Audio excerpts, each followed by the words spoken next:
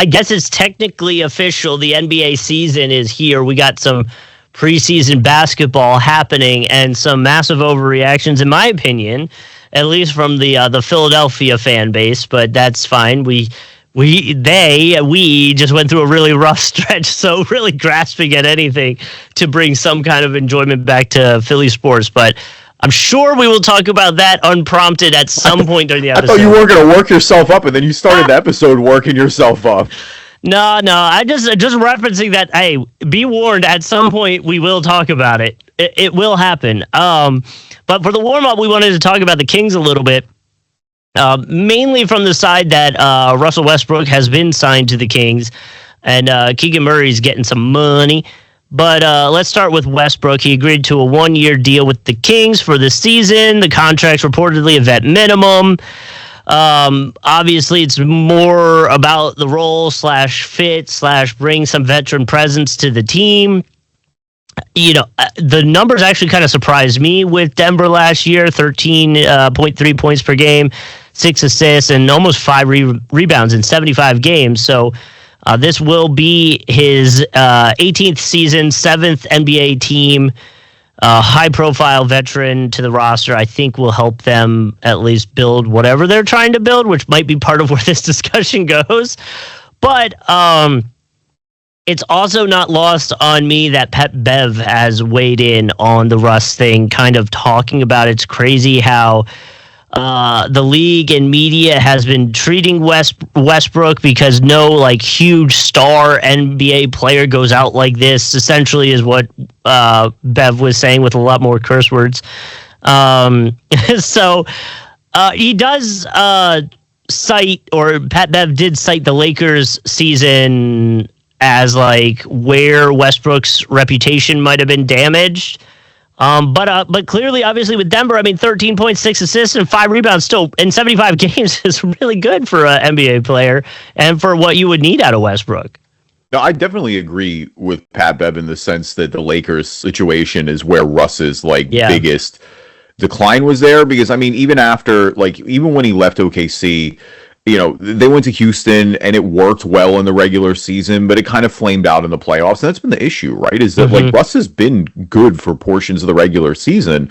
But I mean, even still with I remember that season with Washington where he drugged them to the playoffs as an 8 seed and they kind of competed a little bit. And so for a bit, it felt like those teams were overachieving. They were punching above their weight level. Like when he went back to that Lakers team, obviously with LeBron and AD at the time, they had won a championship. They kind of brought him in to be that third guy and it just didn't work. There's no way around it. It didn't work. Now, do I think that the Lakers scapegoated Westbrook for a lot of problems too and made it seem like he was the only issue? Yeah, for sure. But he also was objectively bad when he was with the Lakers. And I think that's where it's kind of, you know, he went to the Clippers and sort of changed the narrative a little bit. And same with Denver. He had some, quality moments for them. The problem is when you get deeper in the playoffs, that's where it's hey, the Russ flaws start to come back out. It's is there a ceiling when you employ Russell Westbrook? Now that gets us back to Sacramento. So I texted my buddy Vince Silva. I mean, he's been on the podcast before. Shout out to Big Van. And I just said, Vince, how do you feel about this? And he just said, and with no hesitation, he's like, the Kangs are back. He goes, we are the Kangs again. And now I'm just like, oh man, that broke my heart a little bit. It's a weird roster right now. There's no way around it. And I mean, a part of me looks around and goes, well, are they going to be trading half these guys in February anyway? So should we really get attached here too much? But right, you have Westbrook and Schroeder now, who Russ you're assuming is coming off the bench again, but those are your guys running the show. And then of course you've got Sabonis, you've got Zach LaVine, you've got DeMar DeRozan. I mean, shoot, you're going to have Malik Monk still here a little bit. And it's just what is this roster doing? What are we doing right now? You look around a loaded Western Conference. Yep. They didn't really have a great end of the season last year. There's a bunch of memes about them just running the Chicago Bulls squad from the Eastern Conference back now in the West that never did anything with LaRose and LaVine. And look, there are multiple podcasts of me talking about loving that trade for LaVine last year. I'm not going to go rewrite history all of a sudden. I thought that was kind of the punch they needed, but it just didn't work the way we really wanted it to. And all these guys now, including Russ, are super ball dominant for the most part. So it's just kind of are Schroeder and Russ going to be able to run this? Is Russ going to defer a little bit here? I mean, it feels like he has since, the Clippers stint, really. He's been able to do that a little more, but Yeah, I have no idea what the Kings are doing other than it's just like, hey, we're throwing everything at a chalkboard and seeing if it can stick. I mean, I'm from just a purely basketball fan perspective, I'm happy for Russ being back in the league for his 18th year. Like, I don't think he's bad enough to be out of the league. Like, I do agree with that to a little bit as well. But, right, like, I don't think Russ is going to play huge roles still on teams that are about to win anything. And I'm just, like, looking around at the Kings and going, every other team in the West feels like it's gotten better or they're bottoming out. Like, they're just kind of stuck fighting for this play-in position. And I'm just not encouraged after what I saw last year. Yeah, we've come a real long way since the excitement of the Beam team. No, seriously. I looked it up. So I think it was 22, 23 seasons when like the Beam thing started. Mm-hmm. They went 48 and 34. They were third in the West, though. And had a decent, 3 games over the Suns, who were in fourth there. You know, you take it to 23, 24, that's when they're at the 10 seed. But again, they were 46 and 36. That was just, the West was crazy that year. And then you take it to last year, and they're 40 and 42 and the 9th seed. So it's like the record-wise has changed a little bit, but it's really only a few games. I mean, 48 from 3 years ago to 40 here, which clearly drops them all the way to like what you were saying, playing games. But like, obviously that they've made a lot of changes with the roster and the personnel. But you know, I think when you look at it, it's still really only an 8-game swing over those 3 seasons now, where the vibes feel so terrible around the team. When it's like, again, it's 8 games, you know? Like, yes, I get it. Like, do we think they're competing with the Rockets or Thunder or Nuggets like that? No. But maybe some of the moves, the reaction was more, I guess, too much of a knee-jerk, if that makes sense. Well, I think there's been a few things in response to that have shifted the vibes a little bit. Mm-hmm. I think, for one, it's that they haven't really gone any further in the playoffs. Yeah. Like, I think there was that expectation. And they beat the Warriors. Like, I remember that was the big, like, you know, you got eliminated by the Warriors that first year. They were good. They come back the next year and they beat the Warriors. But then they don't end up, you know, they don't get any further in the playoffs. And, you know, last year you take a step back. I think the other thing, too, is just the De'Aaron Fox saga hung over them for a little bit. Yeah. Like, De'Aaron Fox wasn't signing the max contract with them. It became pretty obvious by the beginning of last year that wasn't going to happen, on top of him being hurt, so there was the double whammy there. And so I think, that situation, how it clouded a little bit until he ended up getting moved to San Antonio, like, I think that definitely messed with the vibes there a little bit as well. Yeah. But yeah, I mean, I don't fully disagree in the sense that they're still kind of winning the same amount of games, but right, like, these guys are all getting older, though, and it feels like they're running in place. Like, I think Kings fans, again, when they were the 3 seed a few years ago, like, you were hoping, it's like, hey, can we compete here consistently? Like, can we win, you know, make it to the second round of the playoffs? Like, we're not asking for much here right now, so I think that's where a little bit of the frustration is. Yeah, and again, like I said, it's been a decline, right? You look at the placement of where they were. They were the 3rd best team in the West, and now they finished 9th 2 years later. But again, I think the look between the lines is it's only 8 games. That's not a ton of more losses or wins. Like, that's still it's still, I guess, feasible for them to be good. But I say that as if they didn't make changes or kept some of the players that were supposed to still be there.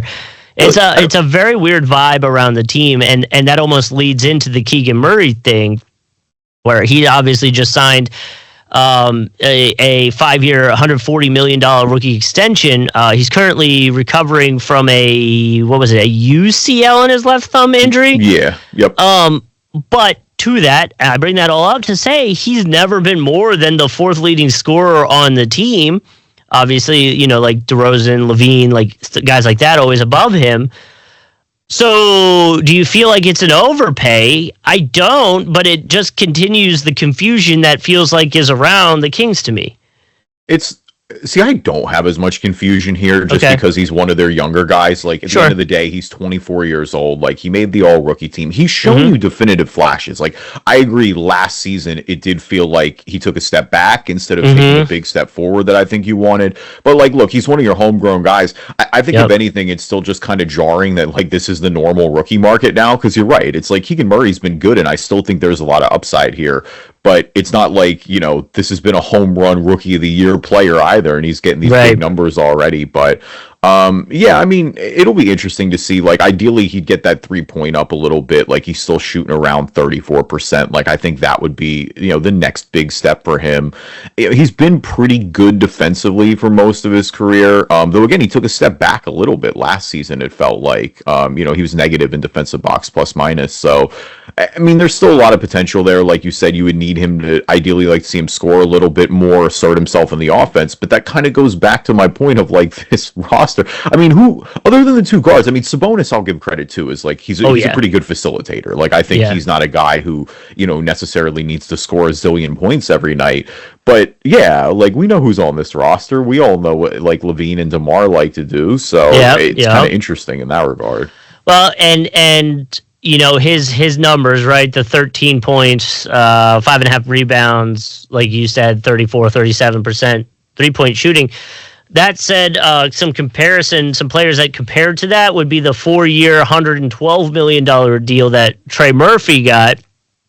Or on the other side of it would be the 5-year, $185 million that Sengun got for the Rockets. So it's like, do we think he's in between those two? Yeah, kind of. I feel like he's a lot closer to Trey Murphy than Sengun. Like, I think Sengun's a baller. Like, that's of course. That was more what I was saying. Like, yeah, that's more what I'm saying. 185. I mean, Murphy's only 40 less than that. Trey Murphy's a good player, though. Like, if the Pelicans, I mean, if you talk about the Pelicans selling, like, Trey Murphy's a guy who's still going to get a lot of attention. Like, I mean, again, Keegan Murray is 24 years old. Now, I think, and this is something that I think we're going to talk about as we get into our season preview, is like, hey, it is kind of a young man's league right now. Like, I know usually we're like, hey, maybe we need some seasoning, but then you look back at OKC's overall roster, and it's like, no, those guys are all still pretty young, and they're here. Now, like, like, I don't want to get too much into that. Like, I like the vets, of course, they added last year, and I think that was a huge part of them, namely, Alex Caruso and Isaiah Hartenstein, namely. But, regardless, I mean, you're going to need him to prove something now. Like, I think this is a big upcoming year for Keegan Murray. And, I mean, who knows? Maybe it takes to the second half of the season to see a little bit if they decide to be sellers. Like, he'll obviously be asked to have a much bigger role then. I certainly don't seem like they're going to trade Keegan Murray. That would feel kind of foolish right now. Like, I don't know. If anything, that team needs to get younger than get older at this point. So, I don't know. I mean, I'm still with you, though. Anytime I see the big number, but that's just the state of the league right now, I think, more than anything. Oh, that's like the running joke, right? As long as you can make close to 15 points per game, you're going to get paid. Like, that's the move. So unless you're one of those weird restricted free agents, I mean, who knows? If you're Jonathan Kuminga and Quentin Grimes and Josh Giddey, you might not. I mean, to varying extents, some of them got paid more than others. Well, and some of that comes back to the luxury tax and where the team is, in relations to it. So that's always an interesting problem that certain teams have to deal with. Yeah, I mean, no doubt about it. Like we said, the cap is more difficult than ever. I mean, it's certainly shoot, we'll talk about that a little bit more as we do the season preview here. But, when you look at OKC, like, that's a team who, just has their championship, and now all of a sudden we're up against the cap. Like, they are going to have to make some of these decisions here sooner than later. But, I digress. Either way, welcome everybody to the Drive and Dish NBA podcast. My name is Kevin Rafuse. Joining me as always, my co-host Justin Cousart. In the locker room, snuck to post my twit. We're playing the Celtics. Tie ball game at the half. Coach wants more toughness. I gotta step up. Oh my god! Why do I forget who did that? I remember this. Is this like Charlie Villanueva? Yeah. Yeah. All right, dude. This was a big deal. Like, this was awesome because it was the first time like people anybody freaked. In the middle of the game. Yeah, I remember it. I mean, that's crazy. Like, it is. I mean, you talk about all access that these sports are starting to do now. Like, it is like live from the halftime locker room is crazy. I mean, that's one of the bigger unwritten rules. I mean, yeah, I totally get why the league is against that. I mean, you want to talk about how quick you want to talk about how toxic those second halves to get. Guys start sniping each other after the first half. But yeah, that's iconic one for sure. And what's even crazier is after that, Charlie finished with the team high 19 points, and the Bucks beat the Celtics. Listen, he said Coach wanted more aggressiveness. They got you. So, I got you. But apparently he did. If you remember correct, he did get in trouble afterwards for posting on Twitter. That was like the early, like Twitter was still very much in its infancy back then. It was a lot more like fun back then too. Now I just feel like the algorithm just feeds me stuff I do not care about. I feel like I stay off Twitter so much now. Like I'm just like over it. It's a lot. It's just a lot. It's a lot of noise, I feel like. I really use, this sounds so bad. All I use Twitter for is when sports broadcasts won't show us the injury, I go back to find it on the Twitter. I can't watch that. So I mean, listen, I get it, but which one was? There was a recent football one. It might have been Tyreek Hill. Oh, his was bad. It was him or someone else, but one happened, and I was immediately like, "Oh, that's broken." And the broadcasters like didn't catch it. And then they went to commercial and they came back and they're like, yeah, we're not going to show that. And that's when I was like, in that commercial break, I was like, no, that's broken. I was like looking for the video to be like, yeah, that's definitely like a messed up leg. I mean, I think we talk about bring up those injuries. I think I've told this story on the podcast before, but I mean, way back, I'm talking like 8 years ago, whenever that happened. We lived I still live in Jacksonville at the time. I'm pretty sure we had gone out for the night. Like as the pod, we had gone out for the night and like had a Saturday night. And, came back and the Team USA scrimmage was on, and that's when the Paul George injury happened. Oh, yeah, dude. And, like, I remember watching it live, and, like, he went down, and, of course, he hit the baseline. Or he hit the bottom of the basket, and I was like, yo, that was, like... Because you didn't quite grasp it live, where you were just... I was like, yo, he, like, kind of hit that. I was like, that looked pretty brutal. And dude, there was that moment because I don't think commentators didn't realize it either. I forget who was calling that game, but they kind of the same reaction. So they go to the replay, and like, it was just the live reaction of like, oh, because like you started to see the players react. And like, I mean, the scrimmage got canceled. Like that was it. Yeah, it was done after that. But yeah, that was. I mean, there's a couple now. I mean, especially with football too, that you've seen live and just the way that goes. But like that Paul George one is still probably the worst. Or what? Gordon Hayward was rough too on that opening night when he got hurt. That was his ankle was like to the and what I never understand, and I've seen a lot of people call out broadcasts for this, and from somebody that kind of has to deal with it at times, like I understand why you can't, but it's like, oh cool, you won't show the injury, but you're gonna show this guy like rolling around in pain, sitting there getting carted onto a, you know what I mean? Like you'll show that, but you won't show the injury. Like I get it, because like what else are you gonna do? But but I don't want to see the injury. I think there's a lot of people that don't want to see the injury. Like I'm not one of these people. People got weak stomach. Yeah, no, I get it. Like I'm squeamish with that for sure. Like even with UFC and stuff like that. Like I'll watch it, but like it's ugly. I don't want to see the replay of it. Like I'm good. If I see it live, it is what it is. But like I don't want to see the injury of it. Like I'm one of those where I'm like, yo, you can go find that on your own. Like if it happened on TV, go look. Like I don't know. It's not for me. I've been watching Jags football for a few years, so nothing disgusts me more than that. So we're good. They're good this year. You can't even slander them like that. Look, I know they had a rough week with Seattle last week, but you knew it was happening though. After a big win against the Chiefs, you knew for a fact there was going to be like a comeback to earth game where like it was just going to happen. I knew it was coming. But either way, I'm with you. I'm just always like, maybe we find something else to show than like the field of players on their knees or like waiting for this guy to get off the field so that we can resume game. Like it just feels weird. I don't know. Just cut to the commentators. Like have the commentators do a monologue. Like that's kind of where I'm at. Like get it up. Start riffing, bro. This is why we pay you. Like actually, it's what you're here for. So yeah, literally. Just treat it like it's a blowout's the wrong word, like phrasing there, but that's when you got to take over. You got to do what you got to do. All right, season 13. Welcome. We are back. We are here. We're of course going to preview the entire regular season. Gives some of our thoughts on some of the key storylines coming up for the league here. We're going to do some Ballin and Fallin, of course. Another round of Immaculate Grid. OKC defending champions. Do we think they're going to repeat? A lot of new faces and new places. At this point, I think I'm just going to go for every generic preview term you could go for. But no, either way, we have regular season basketball this week, so we're excited to talk about that. Like, give our official predictions of where we think people are going to end up in a loaded Western Conference and in a much more wide open Eastern Conference. So excited to have Real Hoops back. Leave us a review on iTunes, good or bad. I'll read them on the podcast. If you are not an Apple user, Google Play Store, Spreaker, Spotify, TuneIn, Amazon Music, Player FM, anywhere you can find a podcast, you can find us. And you can find us on YouTube, video version of the podcast. Just search Drive and Dish NBA on YouTube. And you'll be able to subscribe and get updates or notifications when new episodes are coming out. Now, a word from our sponsors. So let's dive into the season preview. I guess let's start with what everybody cares about, the championship. Is it just OKC's to lose? Do you feel like there's too many contenders in the West for that to be the case? Or are we seeing OKC again at the end of the season putting up the trophy? No, I think there's definitely too many contenders in Western Conference to make that the case. Now, I will say that I think OKC, in what's been a league of parity here over the last really not 8 to 9 years now, where we've had different champions every year, I think OKC is probably in a better position to repeat than a lot of other teams are, simply because all their younger core guys are locked in. They have veterans right now. Now, again, they are up against the cap a little bit. Like some of these younger guys still need to get paid a little bit here. We mentioned earlier in the show the vets that they brought in with Caruso and how well he played, with Hartenstein, how well he played. Like Hartenstein could very well be a cap casualty already this season, just with them being so up against the second apron.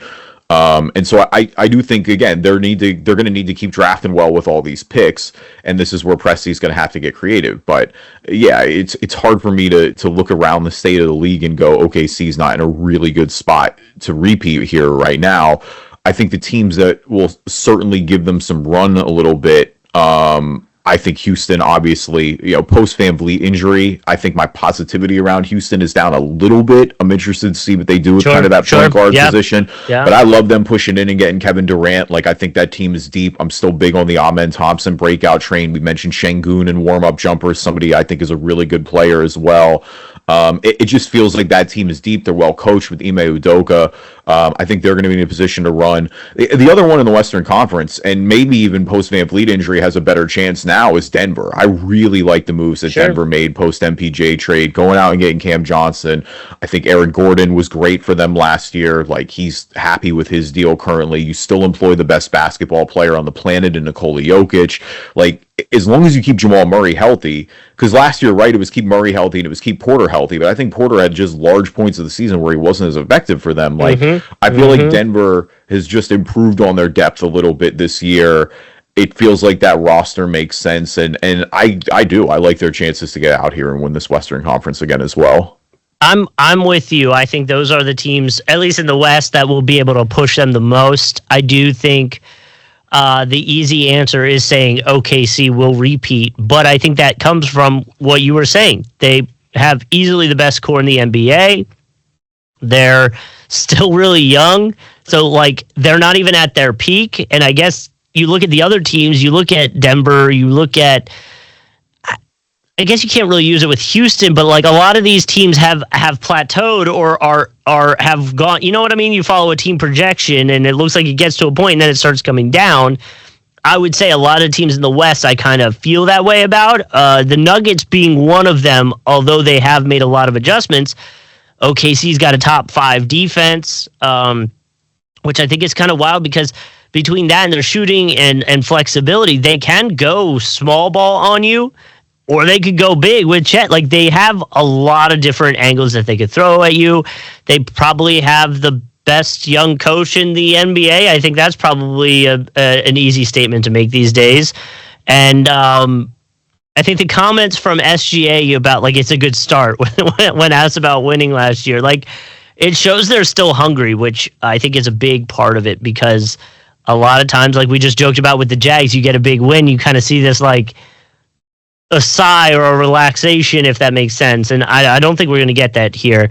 And to you, I think when you look at all the other teams in the NBA, I think this almost alludes to what you were talking about. You can find an easy flaw for each team as to why they shouldn't. I don't think you have that with OKC.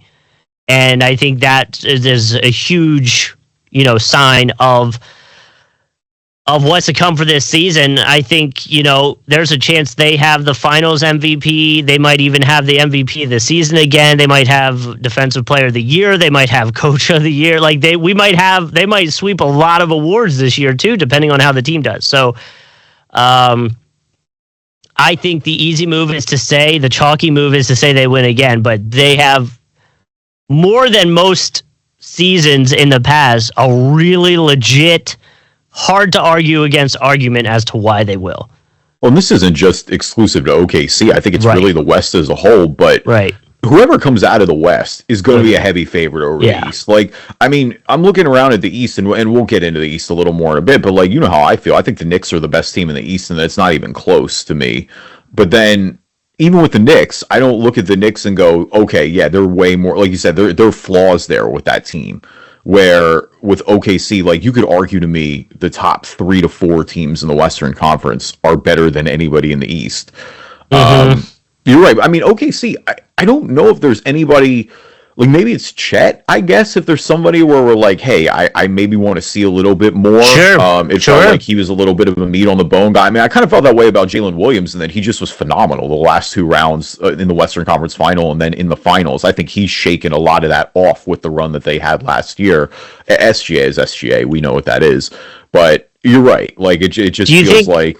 Do you think maybe that Chet, if that's the weakness, do you think the best team to expose that would be like a Minnesota Timberwolves that always are just like physical as all get out, and you know, Ant's just kind of this like monster that's just going to keep attacking you? Like, would they be a team that could maybe expose that with like Gobert or something like that? Yeah, I mean, they certainly seems like they have the personnel and the bodies with Gobert, with Reed. I mean, the other one is the Clippers, maybe a little bit with Zubats. Zubats has been pretty phenomenal defensively. Yeah. I don't know. I mean, Denver too with Jokic. Like, I think that's the obvious one. I mean, Denver to me probably presents. I mean, even with last season, when you look at them going to 7 games, like, who pushed OKC the most? Though I guess maybe that's a little unfair to Indy. But yeah, I mean, I think they certainly have the personnel to match up a little bit there. And I mean, Indy did as well. Like, I mean, you look at the series that Miles Turner had. You look at the success Siakam had during some of that finals as well. Like, I don't know. That's who I feel like at least on a paper perspective. But like, even that sentence feels a little ridiculous. Or it's like Chet Holmgren's their quote unquote weakness. It's like, no, he's not really in the grand scheme of things. It's just like, that's if we're heavily nitpicking. Well, and how old is he too? Like he's still career arc on the up. Like, for all we know, he could solidify everything this season, and now here we are. You know. Yeah. So yeah, it's. I think this year is easily OKC's to lose. But I think if they win everything, I don't think anybody's going to be very surprised. No, I don't think so either. Like I said, Houston and Denver, to me, probably push them the most in the West. And then kind of that tier 2 in the Western Conference, again, assuming health for everybody, but that's where you have like the Clippers, the Timberwolves, the Warriors, the Lakers, the Mavericks, I think, can get there, assuming health and assuming Cooper Flag breaks out the way that we're expecting him to. And everything else up in that is kind of the up in the air. I mean, the big question of like, you know, who will be almost that breakout team, if you will, is I'm wondering if San Antonio, like, I think this is the year where I want to see them start to win something here a little bit. Like, you go out and get De'Aaron Fox, like, you ideally got Wemby back, like, you know, we know it's all about potential, but it's like, even now with, you know, you've got Dylan Harper with a number 2 pick, you've got Stephon Castle coming off the Rookie of the Year, like, it's time to start to win something, fellas. I know the end of the Wemby, you know, season last year with blood clots, they only ended up winning 34 games. You know, I want to see them, bare minimum to me should be the play-in, but I would like to see them be pushing closer for that 6 seed, honestly. Yeah, to me, it would be like what you were saying, like the Wemby era really beginning for them. Wemby comes out, he's, you know, just absolutely locking it down. We finally get an idea of what this team will look like with him and Fox. Like, that would be exciting to see. So yeah, I think if they can get themselves to like a top 10 offense, top 5 defense, I think their identity, I think, with Wemby in general is always going to be defense first. But it'll be fun to watch because of his, you know, potential and just freak blocks that he's going to be getting.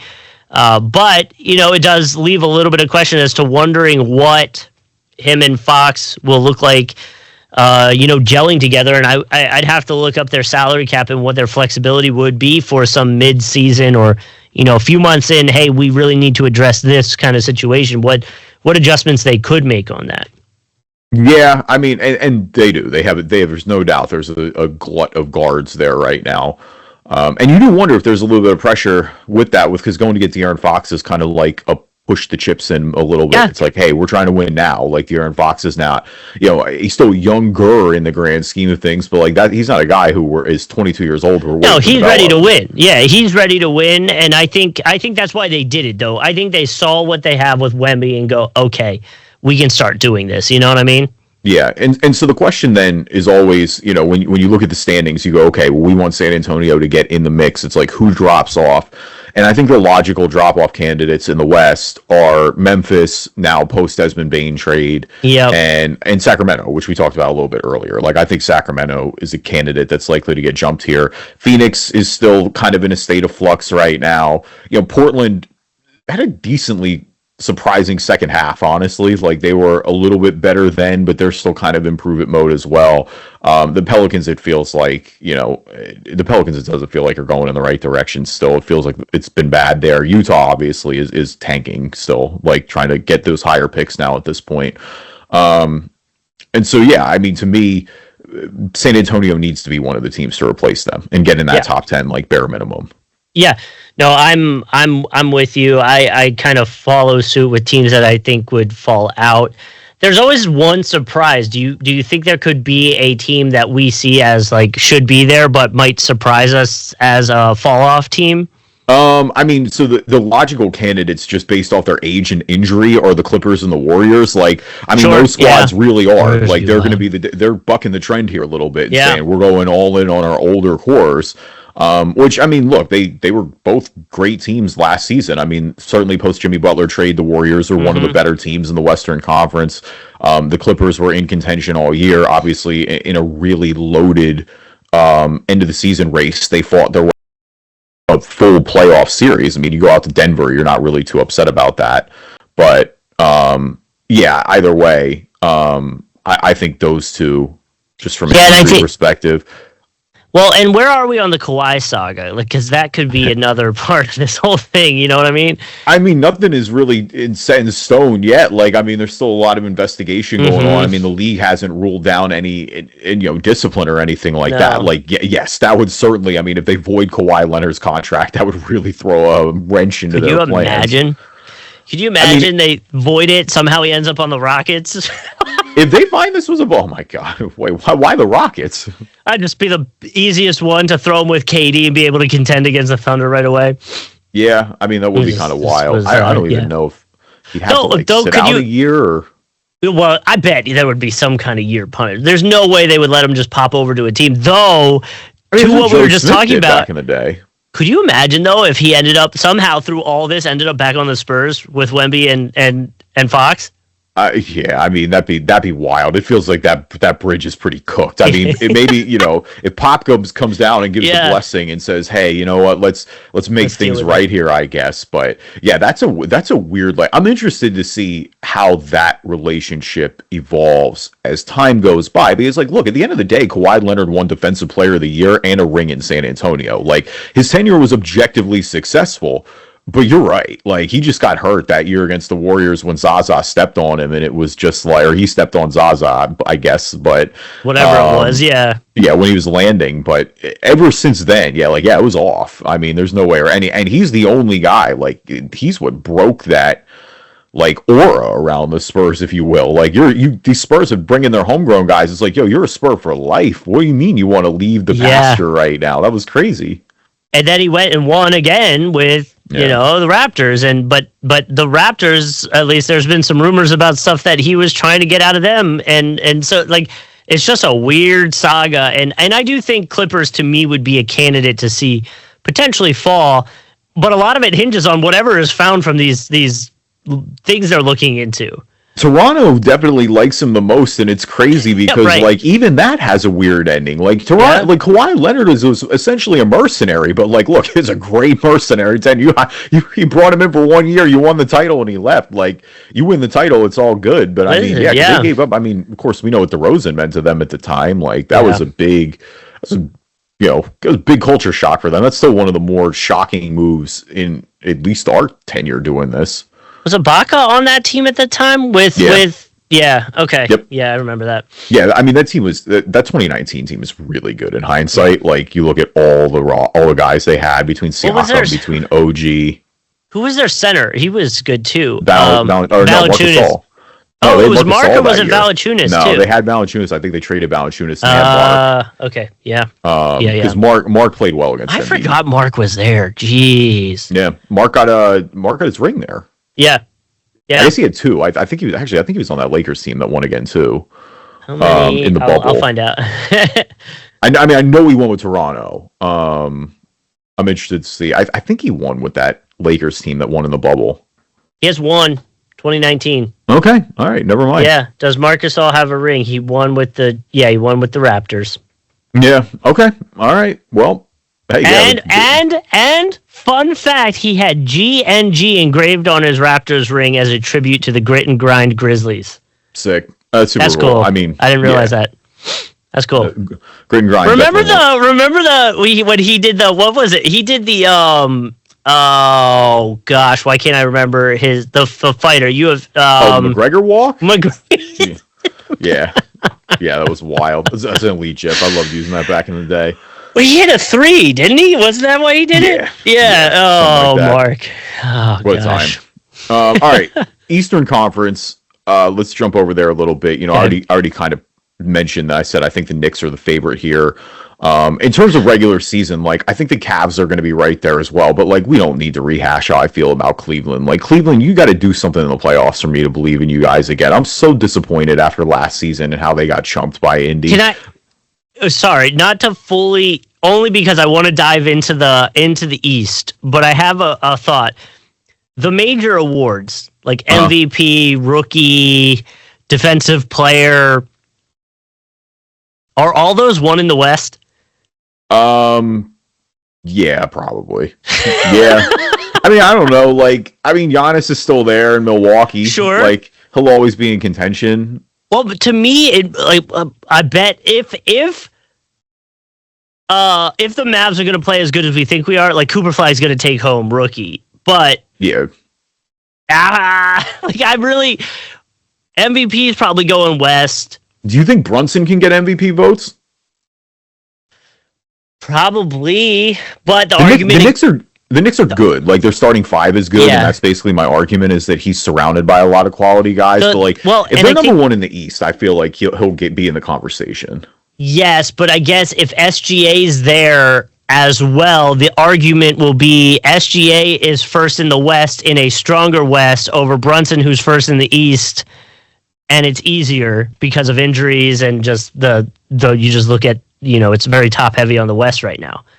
I think that would be the argument against him based off no stats, no nothing. Like that would be the first argument against him.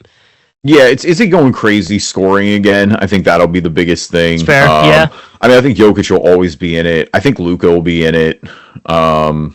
Those are probably like my initial... But again, that's my thing. It's all West. It's like is Brunson the only chance to bring one of those awards to the... or maybe if Cooper Flag's not playing well, you know, another rookie that was drafted this year, but like... Ooh... It's probably staying out west. You're not giving any MVP credit to, after his successful preseason debut last night, to former MVP Joel Embiid? You were not giving him any chance here? No.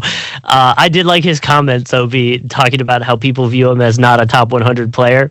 That was made me laugh. Yeah, dude, that was Grantland. Grantland didn't have him on the top 100, which is like, dude, wild. Like, listen, I get it. I get the point you're trying to make. Fam, what are we talking about? Like, I get the point you're trying to make, but sir, that is a bad take. Yeah, like we can rage bait a little bit, but like you come on, we got to be serious a little bit. Do you want to start a in the podcast only joke, like in an inside joke between you and me and our listeners, which is like 7,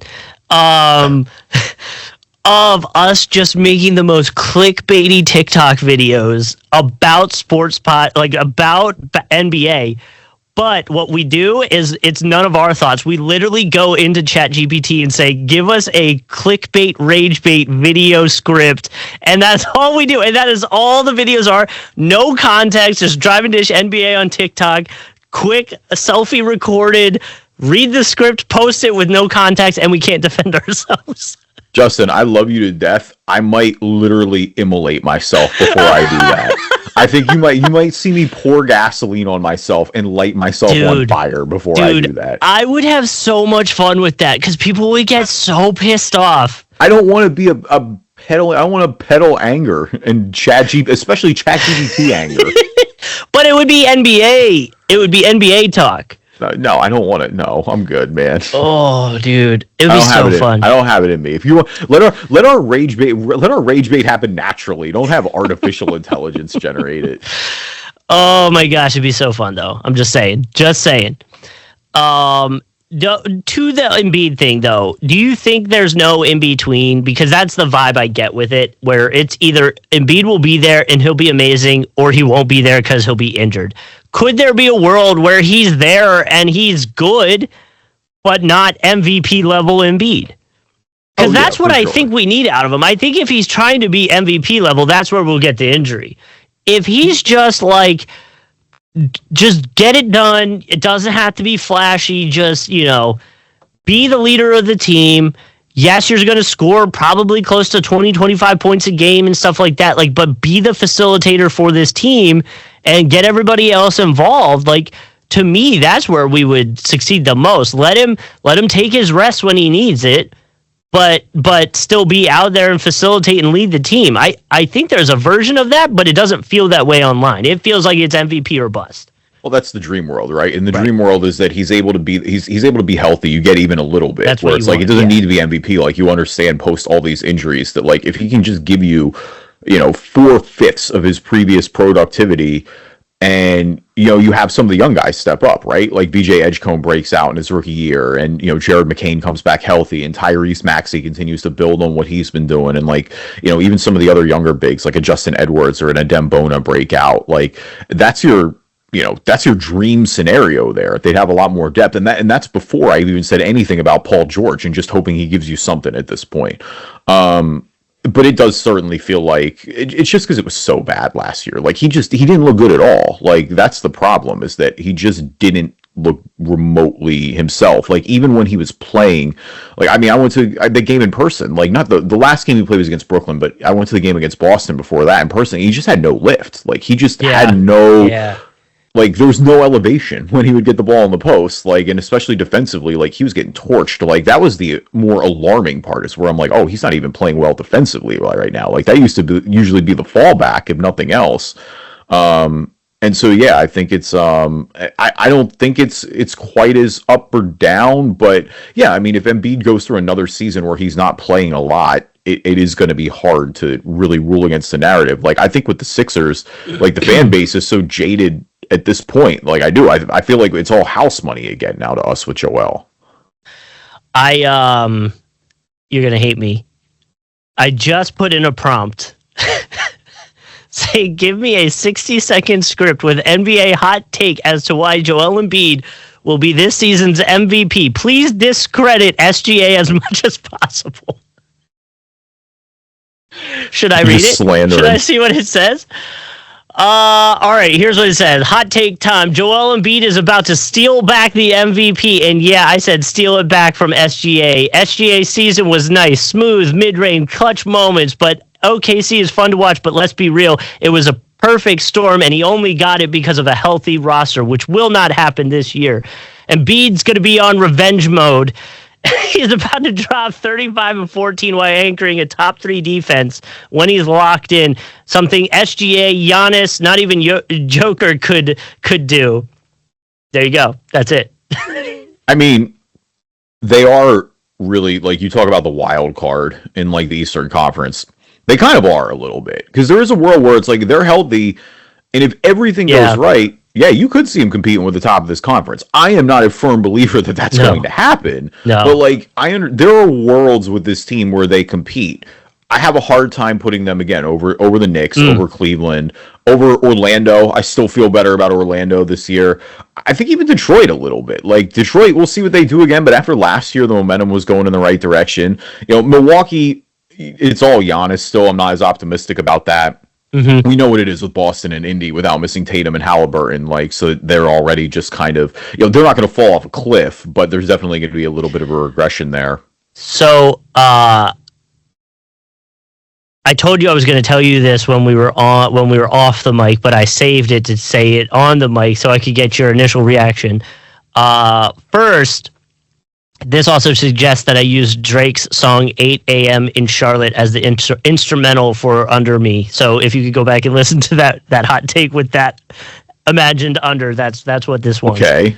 No, what I think, and I know Chase hates that I say this, but I brought it up to him a few times, and now I just tell him in the hall because I know it bothers him.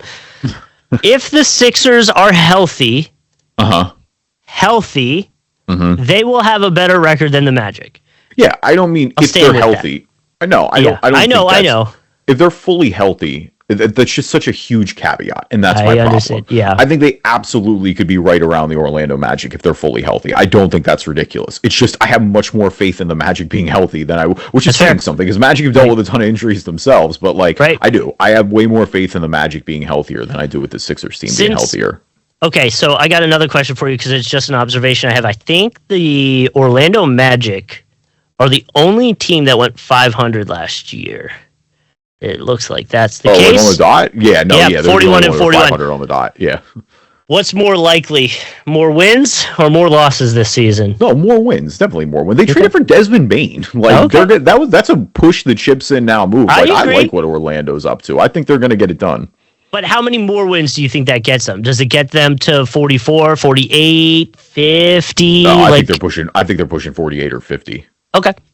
I get around that. I'm in. I think they're near the top of the conference this year. I don't think they're winning 64 like Cleveland did last year. But put it this way: 50 would be one win less than what the Knicks did last year. Yeah, so that would be really good vibes for the Orlando Magic. I think. I think they're there. Yeah. I don't think you could talk me into them being better than anyone right this second, probably not named New York. I still think the Knicks are a little bit better. But you could talk me into Orlando over the Cavs. You could talk to me into Orlando over the Pistons. Orlando over the name a team in the Eastern Conference. You could talk me into Orlando over them. Yeah, Bucks. After that, because Celtics and Pacers, like you said, with the injuries, it's just not a thing this year. So the sleeper team I have too that I think could break out here a little bit is Atlanta. I really like the moves Atlanta's made. I'm interested to see how Trae Young looks, but they just got a lot of guys who can defend, and I feel like that'll be able to take a lot of that, because we know what it is with Trae Young being a defensive liability at this point. I think it takes a lot off them. It just feels like they leaned into shooting and defense, and I'm kind of here for it. It feels like they've got a roster that makes sense for the first time in a bit. Well, and I want to ask you with the two teams we see dropping, right? Celtics, Pacers, they're not going to be where they are. Do you think they're still in the playoffs, though? Yeah, definitely. Because the Eastern Conference is so weak. Yeah, they'll drop from 2 and 4. But if they're way out, I guess my point is, if they're way out, who's coming in? Because I don't really feel like Bulls, Raptors, Nets. Sixers would be one if healthy. They would pop in, but Hornets, Wizards, Nets, Raptors, Bulls, Heat. Jimmy looks bleak. Chicago is always finds a way to be there, but you could see them sneaking out. The only team I see jumping in that wasn't in last year are the Sixers. I think Toronto's going to stink. I think Brooklyn's going to stink. Charlotte and Washington are probably going to stink. So who drops? Miami or Chicago, probably. I don't think Indy. Indy did lose Miles Turner too. So maybe they're a sneaky heavier regression year. Boston still has Jalen. And Boston has lost some guys too. With KP gone now, with Al Horford gone, with Drew Holiday gone. Both teams feel like they understand what this season or this year's going to be. You both get the vibe from Pacers and Celtics. This year is an off year for us. We're just going to let it be what it be.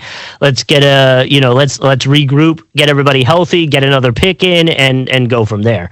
No, I feel like if you're the Knicks, the Cavs, the Bucks in theory, the Pistons, the Magic, and the Sixers, you should be looking around and going, yo. How can we go all in? Why not us? Why not? Seriously. Right. The Eastern Conference is that wide open right now. And I say by what I said at the beginning of the episode is I think whoever's coming out of the West is winning. Yeah. But either way. Yeah, because I don't feel if you're telling me it's Cavs, Bucks, Pistons, Magic, Sixers, did I miss anyone? Knicks, out of the East. I don't think that's beating Thunder, Rockets, Nuggets, or maybe even Timberwolves or Warriors. Like, I don't feel good against any of them, if that makes sense. No, I wouldn't for different reasons, but I don't feel good against any of them. I am curious to see where the Lakers land this year. If they still do a third seed in, because I feel like we've kind of written them off a little bit. Mm-hmm. Just not to bring it back to the West, but I feel like we haven't talked about them much, and they were 50-32 last year, and looked pretty good at least once Luka got in there and things started working out for them. But I just don't know what to expect from the Lakers this year, which will also kind of lead a little bit into our Ballin and Fallin in a way, because like this year more than ever, and I know we talk about this every single time, but this year more than ever, there does feel like a little bit of like, oh, LeBron might actually be done. Like he might be ready to hang it up or be close. They're building around Luka. Like the transition, and that was the big story of the summer line to me, is it's like we're transitioning to like we're making our decisions based around Luka. We're not doing it based around LeBron anymore. And that's probably the first time a franchise has done that in LeBron's career. And I guess my point is more like LeBron's been saying things and doing things that are leaning towards like, oh, you just don't care anymore, or like you're towards the end of this. Like, I feel like we're getting to that point. Yeah. Yeah. No, 100%. And I mean, yeah, like let's just transition. I guess right into it. Who's balling? Our NBA version of the stock market. We always like start with the good before the bad. Justin, I'll start with you this week. Who is balling? Balling for me is the Knicks and the Raptors, because this lawsuit from 2023 involving theft of thousands of confidential files apparently is just going to go away. They're going to dismiss it. Nobody cares anymore. Okay.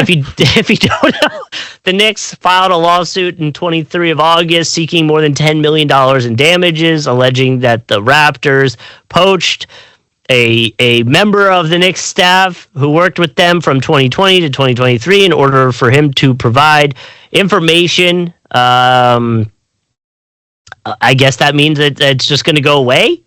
So I don't like, it's a whole lot of nothing. Okay, cool. If it's dismissed, it's fully over with. And like, well, so was this voluntarily dismissed? Yeah, voluntarily dismissed. Okay, yeah, then hey, you can't really argue with that when the party takes themselves out of it. Well, I guess that's my point. It's like, so what was the point of this? Just to more put them on blast for potentially doing this?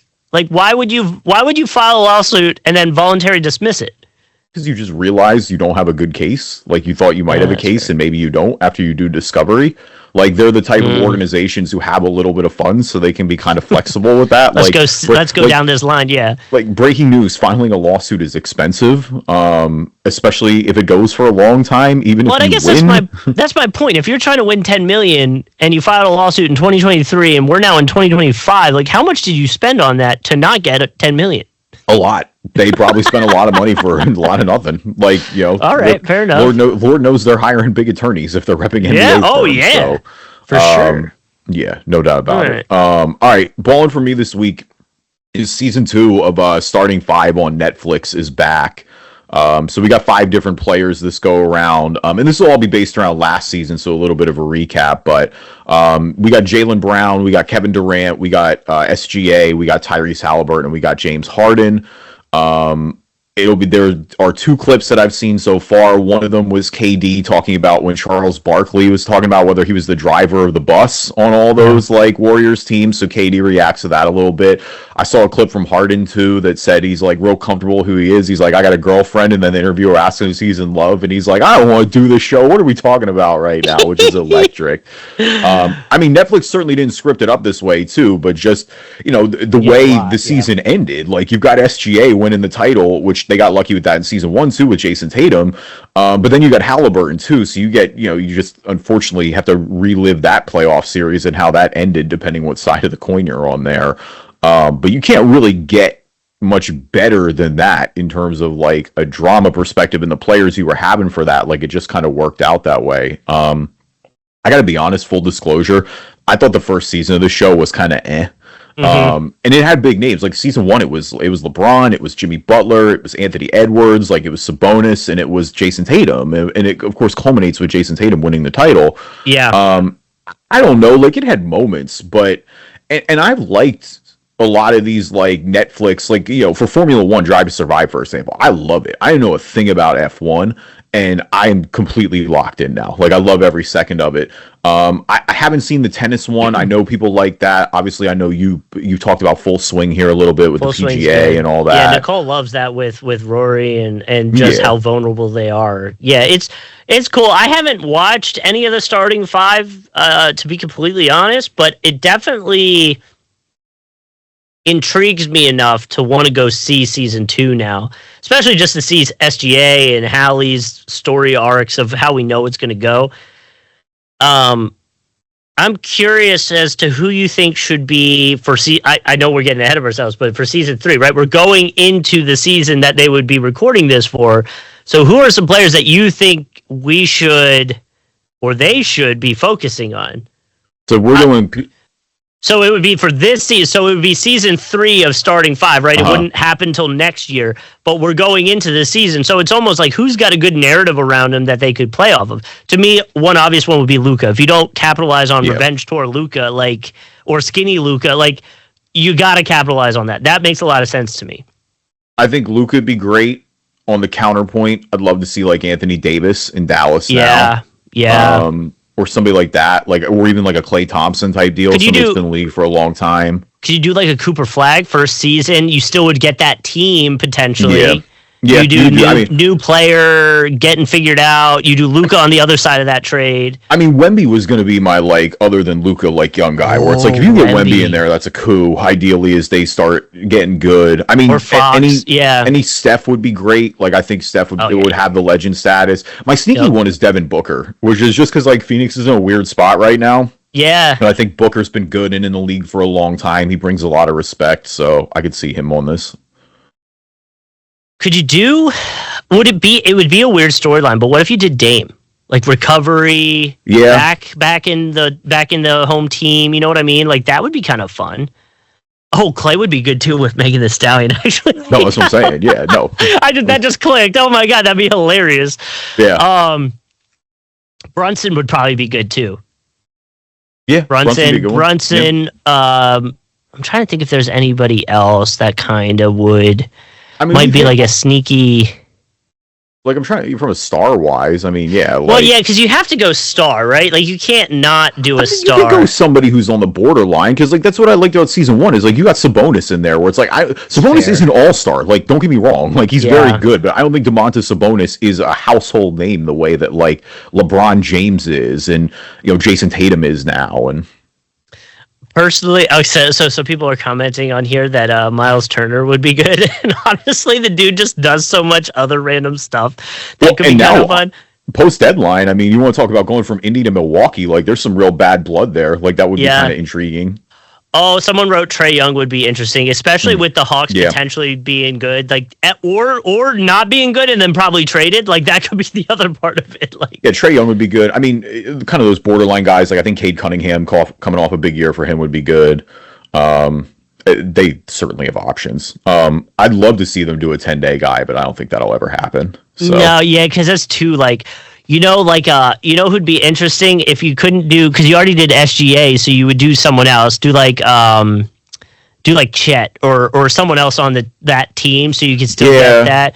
Would it be boring though? Like Jokic would be boring. He doesn't want to Jokic be boring. He does not want to do that. He would not want to do it, but he would not want to do any of that. Like, let him talk about horse racing the whole time. That's fair. All right, who's balling for you this week? Oh, yeah. Fallin, I should say. Fallin. We're on Fallin. Sorry, I got way off topic. Fallin for me is LeBron with the non-retirement teaser for the Hennessy commercial. Because we all saw that coming from a mile away. Like, no chance that was happening. And so... Like, literally, we saw the teaser, and I texted you. I said, he's either retiring or this is an advertisement, and people are going to be pissed. Yeah. And guess what? People were pissed. He's being sued by somebody. So, saying that is... okay, first off, that lawsuit is garbage. Like, we want to talk about lawsuits that are going to get dismissed. Like, it's not my fault that you went out and dumped a bunch of money on the last season of the game because you thought LeBron might retire. Like, that that's the potential of a risk when you take that. Like, that's completely on you, buddy, for making a wrong decision. I also agree with this Fallin just because it's like, hey, come on. on, man. You build it as the decision. Like, don't cheapen the decision like that. Like, LeBron, you're LeBron. Like, don't. Well, listen, and I listen. I enjoy a glass of Hennessy once in a while. I'm not gonna lie, but like, come on, man. Don't cheapen the decision like that. Okay, two things, and I'm curious as to how much he got paid for that endorsement. A ton. Second, I've never had Hennessy. I've never tasted Hennessy. I sent you a little video. Yeah, I guess he can't drink it anymore, unfortunately. To shout out to his doctors. But our guy Nicky Football, Nick Renowitz, he was the same way, where he never had Hennessy, and so we did a glass of Hennessy right before I left Orlando, and it was it's just a funny video. The next time I see you, hand to God, I will buy you a shot of Hennessy. Oh boy, it's not like. It's not because it's not whiskey; it's cognac, obviously. But it's kind of in that same family. It mixes really well with like Red Bull. Sure, but does it like? I guess what I'm trying to figure out is it smooth or does it actually burn on the way down? I think it's smooth, and so that's the thing is like I don't like. Again, there's also tiers of it too. So like if you get the upper tier Hennessy, then it's probably a lot smoother. But I don't think it's like I'm trying to think of something that was just like straight gasoline going down. Like their upper levels are good, but like Johnny Walker Red, for example, bro, I might as well just like lit a match and put that down my throat at that point. Right. Where like Hennessy's not quite that like brutal. So, it's not public how much he made for his Hennessy commercial. However, it is a part of his reported 2025 endorsement deals that have earned him close to $85 million this year. So somewhere in that number is his Henny deal. So good for him, man. But also, don't tease us like that ever again, or we will never watch a Lakers game. Oh man, it'll happen one of these days. It's gonna happen. Oh yeah, but like that's gonna. But he's throwing these fake outs out there, so half the time we're not gonna know if it's true or not. Yeah, I don't know. Either way, like that's gonna be such a weird year. All right, Fallin for me. I was gonna do Jaden Ivey because he's out 4 weeks, but then I forgot about the one other major thing that happened this week, and that's we got to say a happy trails. It's less of a Fallin, but I guess more of a happy trails to Malcom Brogdon, who announced his retirement. Rookie of the year in 2016-17, of course, with Milwaukee. The sixth man of the year when he played for Boston in 2022 and 23. He played for the Bucks, Pacers, Celtics, Trailblazers, and most recently with the Washington Wizards last season. He played 24 games. Career high 21 points with Indy in 2020, 2021. Like we said, never an all-star here, but definitely a good role player for a while. Obviously an excellent rookie year. Kind of dealt with a lot of injuries, unfortunately. I feel like that kind of hampered the back half of his career, but sure. Shout out to Malcom Brogdon. I get it's crazy. I mean, 9-year NBA career, kind of shorter than I expected, to be honest, but here we are. Well, that's what I was going to say. The dude's only 32. He's younger than us, and he's retiring. I was kind of, when you said it, I was like, wait, he retired? Like, I had to go look it up, because I was like, he's living the dream, Justin. That could be us. Nice, my guy. Like, oh, my word. You retired at 32? Dude, must be nice. But yeah, I mean, geez, good for him. Still kind of in shock myself, but happy to see, him able to hang it up or be happy or pleased with what he accomplished. I mean, I would. In terms of Indy years, his 2021 season would be the one that would probably be highlighted as one of his better scoring ones, had 21 points per year. He got a six-man with Boston, so maybe he would. I wonder if he would be open as to what he would see as his most successful year. You know what I mean? Because you won six-man in 22 to 23, but in 2021 it was when you were more, I guess, efficient, scoring more, putting more points on the board. I wonder where he would think his best year is at that point. Yeah. He didn't start any games for Boston, but obviously played 67 of them. He was still doing about 26 minutes. Won six man of the year. That's super successful year for him. But then, then unfortunately the other side of that is he ends up being the guy that gets traded for Drew Holiday. And so, they go out and win the title that year. I don't know. Yeah, I thought maybe with the Knicks, because again, chance to go to the finals. He thought maybe he'd stick around there, but can't really argue with that. Big contracts there. If obviously it comes back to mental too. If you're just done, you're done. So yeah. For sure. I get that for sure. So. Yeah. All right. Let's switch gears a little bit. Should we play some Immaculate Grid? Sure. Here, I'll share my screen. All right. And so for the podcast listeners, of course, you can always watch our Immaculate Grids on YouTube. Just search Driving Dish NBA Podcast. But for those who are listening, our columns this week, from left to right. Just, can you go back instead of your talking points? Sorry, I'm scrolling up. I appreciate the research as always, no my brother. Problem, dude. It's good to see. Jeez. But yeah, all Fair right. enough. So from left to right, we have the column-wise. We have the Sixers, we got the Pistons, and we got 10,000 career rebounds. Our rows from top to bottom, we got the Celtics, we got the Magic, and we got 1 block per game for season. Justin, unfortunately, I don't think there's any Elfrid Payton connects here for you this week. He did not have 10,000 rebounds. No, he did play for the Magic. I don't think he played for the Pistons, which would really be our only shot at that one. Nope. So, I do believe Michael Carter-Williams ended up on the Magic, though. Didn't he end up there for a second? So that would be a low-key potential one we could use for the Sixers Magic. Obviously, Vooch works there, too. Yep. Dwight Howard. So we got a few there. So yeah, I mean, Jonathan Simmons is another random one. Ooh. I feel like we've used him there before, but Jonathan Simmons went to the Magic after he played for us. Yeah, man, I'm trying to remember if Al Farouk Aminu ever played for us. I thought he might have for a second. Wasn't did not Turkoglu? Did Ilyasova ever play for the Magic? I want to say he did, but I'm not 100%. Ilyasova would be a good one. I feel like he did early, kind of. I mean, I know he was on the Sixers. Ilyasova would be a good one. He was definitely on the Sixers. He was on the Sixers. God, that's gross. I want to do that. I'm super down for that, actually, because I'm pretty sure he played for the Magic. Yeah, I think that'll be lower. I think that'll even be lower than MCW, potentially. How does he spell it? There it is. Yeah. Okay. ILY. Yep. Okay. Yeah, 0.7. Nice. Holy okay. Moly. Yeah. Okay. Because he was only on the Sixers for like half a season.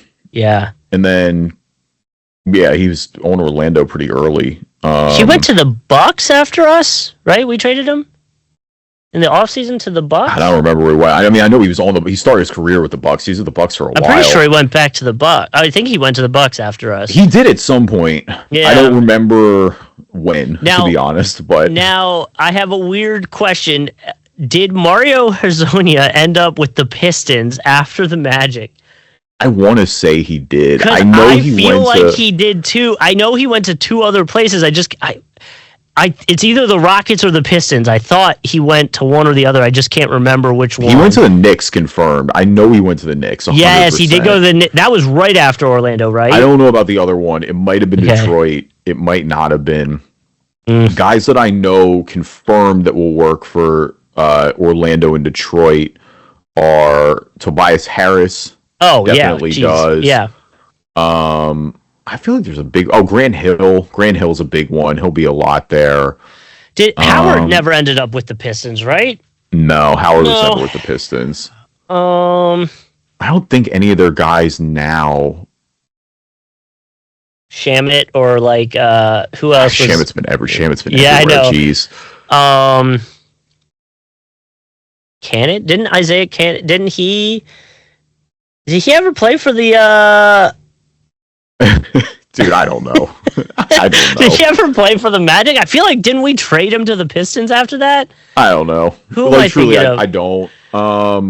I remember he played for the Bulls, and he played for the Suns, and he played for the Sixers, and that's about where I lost track of Isaiah Cannon, I think.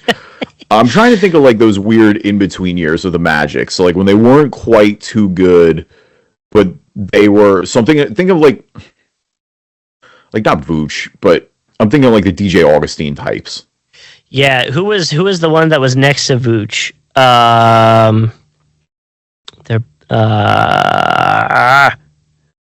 mean, not well. I guess they had Biyombo for a little bit. Biyombo is definitely not and like Ibaka, and who else was around there? Yeah, Ibaka was never on Detroit. No. What about other like point guards? Elfrid Payton. You had Oladipo. Mario. I don't know why we got to do DJ Augustine, dude. Come on, we got to go DJ there. DJ hit a game winner one time in the playoffs with the Pistons or Orlando. No, with the Magic. It was against I forget what team they were playing. They were super like not favored. It was a first round game. They won game 1. We were in Orlando. We almost cleared a bar out because we were celebrating so hard. And I was like, wow, no one really cares about this in this neighborhood right now. That's crazy. Yeah, it was electric. All right. I can't believe he got 2%. Honestly, I'm stunned by that. like maybe he was on the Magic for a little bit, but like I don't think he was on the Pistons that long. All right, Celtics and Pistons. Blake Griffin weirdly works. Blake works. I think that'll be high. Yep. Did Drummond end up? I mean, I know Drummond will work for Sixers. No, he won't work for Sixers. No, Celtics. He's Sixers. He would have worked for Sixers Pistons. Yeah, Celtics is the holdup there. The Sixers and Celtics, I got a bunch, dude. I mean, Horford is the obvious one. I don't want to use that. Drew Holiday works. He's also pretty obvious. Drew Holiday, yeah. My sneaky, disgusting one for Sixers and Celtics is Chris Humphries. Oh my God, Chris Humphries. I mean, he definitely, unless he didn't suit up for us, but like he was for sure on our roster at one point. Marcus Morris also works there. Oh, Morris would work. Yep. I mean, I'm down to try Humphries. I don't remember him on the Sixers, but I'm down to give it a go if you're confident on it. Yeah, all right, let's do it. No, let's do it. Humphries? I know he played for Boston. He played for the Sixers. He was on the roster at one point. What about Olenek? Is it Olenek? We never had Olenek. Spencer Hawes. Spencer Hawes. Who did he play for? I don't know if he did. I would use Spencer Hawes there. It doesn't work. Are you kidding me? He was all right. I gotta look that up now. Oh my God, that's so annoying. Did he not play a game for us? Chris Humphries? Maybe. I don't remember him. Bro, his basketball reference picture is him in a Sixers jersey. Are you kidding me? Wait a minute. Why am I? There are pictures of him online playing in a game. Is he? Dude, hang on. All right, I gotta figure. Hold up. Oh, they said. Wait a minute. He was. Oh, that's so lame. He only suited up in preseason, dude. That is brutal. Oh my goodness. All right. Well, dope. Dude, that's. Damn. Okay. Well, there we go. Do you want to use we can use Olenek for Celtics and Pistons. He definitely works there, right? Definitely. For sure. I am 100% he works there. Yeah. Yeah, there you go. 4%. Kelly Olynyk. So I'm surprised that's low. Only because Olynyk's like kind of a basketball or Immaculate Grid darling. I feel like he shows up in a lot of places. All right. I mean, the rest of these are 10K rebounds and 1 blocks per game. Well, yeah. And I guess we'll just let Sixers Celtics be empty. Is that the one we want to let be empty now? I mean, unless we want to just like sacrifice 1 block per game, 10,000. I mean, there are 9 zillion people. Yeah. I mean, pretty much everyone that has 10,000. Well, I think my thinking at that point is if we're going for lower percentage because there's so many options with 10,000 in 1 block, we should fill that one over Celtics Sixers. Maybe we got to keep our one wrong. It is what it is. Like we knew once. I just got a little like, damn. It turns out Chris Humphries only played for the Sixers in preseason. Like I learned something today. All right, Boston 10K rebounds. Bill Russell's the obvious one. Mm-hmm. Robert Parrish is there for sure. I think he has 10K. God, big guys they had recently. I'm trying to think. Like Porzingis doesn't have 10K. I don't think Horford has 10K. Yeah, Al maybe. No, Al's got a lot, but I don't know if he has 10K. Who else did they potentially bring in that would have had a bunch of? Like who were their other big? I mean, Parrish was during the Bird era. Yeah.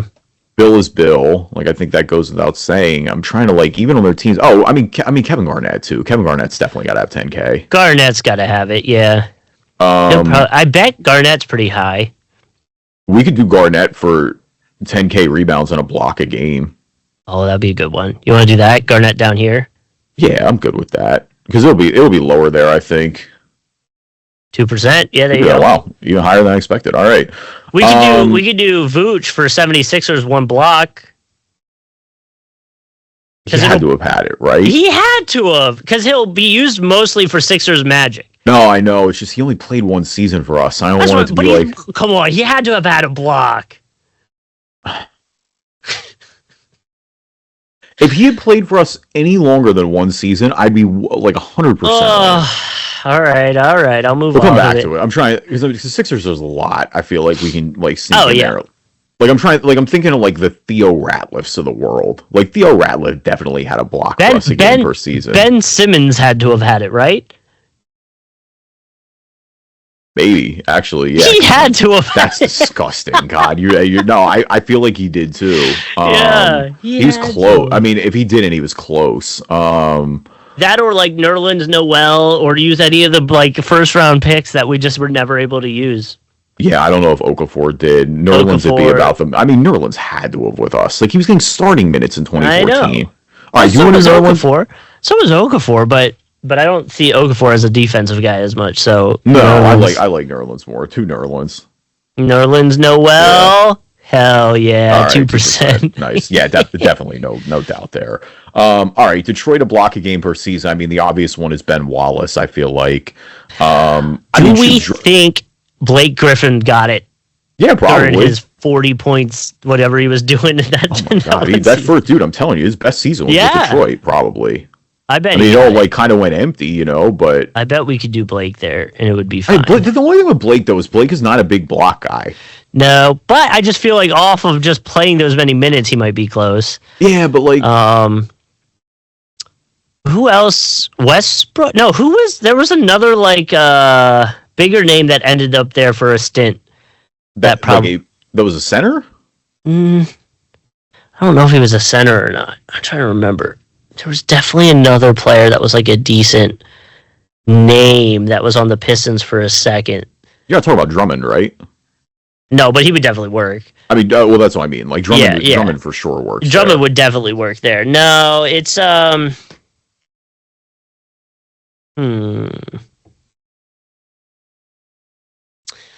Maybe it'll come to me. I'll keep thinking about it. I mean, if we want to pivot to 10K rebounds quick, Boston, again, back to, we use Garnett. I don't think there's anybody else besides, like, I truly, like, I think I'm stumped beyond Bill and Robert Parrish. Like, it's going to be chalky, but I don't think I have anybody else.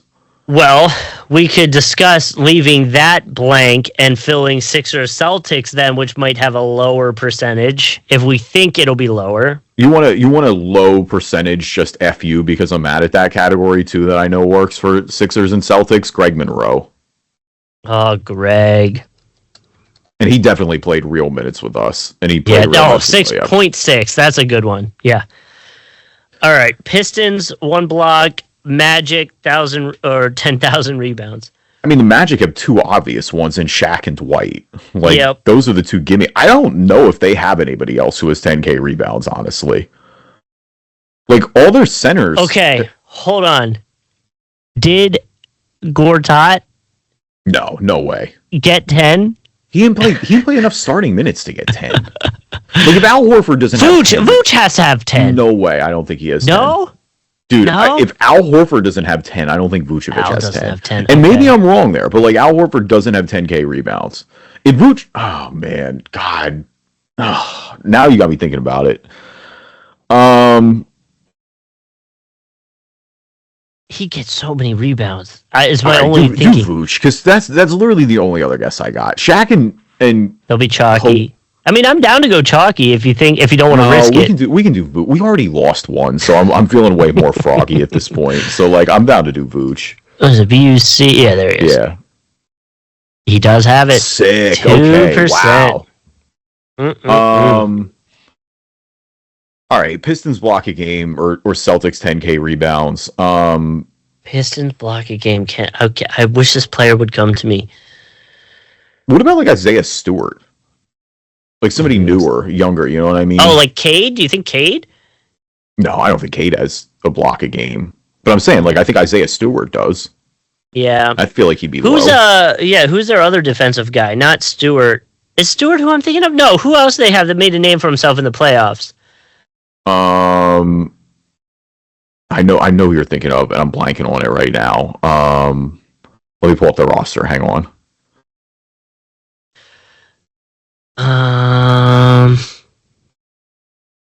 Maybe it was Stewart, but no, Ron Holland. Holland's who I'm thinking of. Okay, yeah. But Stewart's their main base. Like I'd be down to do Isaiah Stewart there. I think he'll be low. Stewart? Yeah. Is that there he is? Okay, yep, that was it. There we go. Missed one. He got 1%. Oh wow, okay, nice. Wow, that is lower than I expected. All right, so do you want to show the most popular answers right now? Yeah. I mean that's on me. I gotta own that one. Chris Humphries, thanks, maybe later. We'll take our loss. Oh yeah, we don't need overtime. Overtime's gross. 7 work for 10,000. Yeah, I'd be interested. I mean, like I said, I only know. I guess Shaq played for there too. Now I think about it, Shaq would definitely work for there. Garnett, Howard. We got Garnett. We got Parrish. We got Gasol never went there. Dirk, Kevin Willis, Rodman, Oakley. Nope. Unsell, Bellamy, Garl Hayes. I don't know if Bill Walton had 10K, but Bill Walton was there too. Oh yeah, and here we can go down. So here's now there's Voot. Yeah, there is. Zach Randolph has over 10. That I think we knew that actually. Ben Wallace, Tyson Chandler. I don't think any of those were. No, yeah, Bill Walton only had 4,900. He had a lot of injuries. That's why. Bridges. There's no one below Red. Interesting.